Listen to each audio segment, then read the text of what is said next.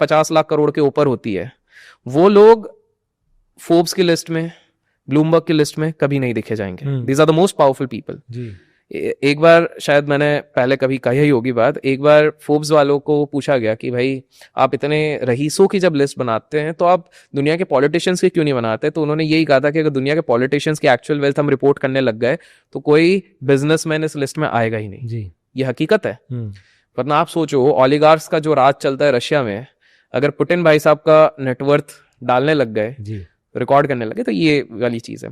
तो रॉथस्चाइल्ड्स ऐसी एक फैमिली बिल्कुल खतरनाक तरीके से पावरफुल फैमिली है जो सब कुछ चलाती है। इनफैक्ट एलिगेशंस ये भी लगे थे कि 2020 में जब हमारे पूरे दुनिया एक पैंडेमिक से गुजर रहा था, उस समय पे इन लोगों का एक हाथ था कि भाई पूरी दुनिया का अर्थव्यवस्था हिलाया जाए ताकि ये लोग सस्ते में बहुत सारे इन्वेस्टमेंट्स कर सकें इनडायरेक्टली डायरेक्टली।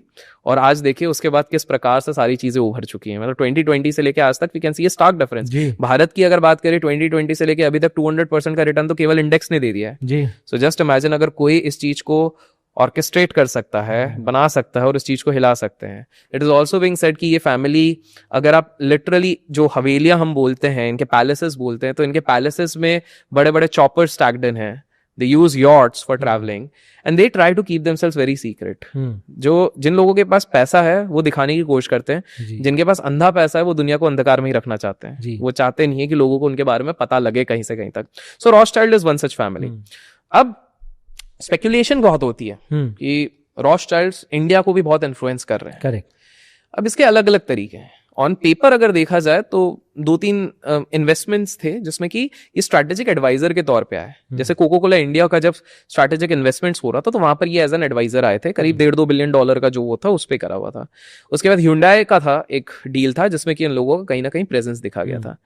लेकिन technically on a white paper sheet वो इन्फ्लुएंस नहीं देखा जाता है, बट इनका एक दूसरे तरीके से इन्फ्लुएंस होता है। किस प्रकार से? देखिए at this point of time 1991 के बाद भारत में क्या हुआ है, भारत में एलपीजी आया है। And I am not talking about cylinders. Liberalisation, privatisation, globalisation, open door policy है।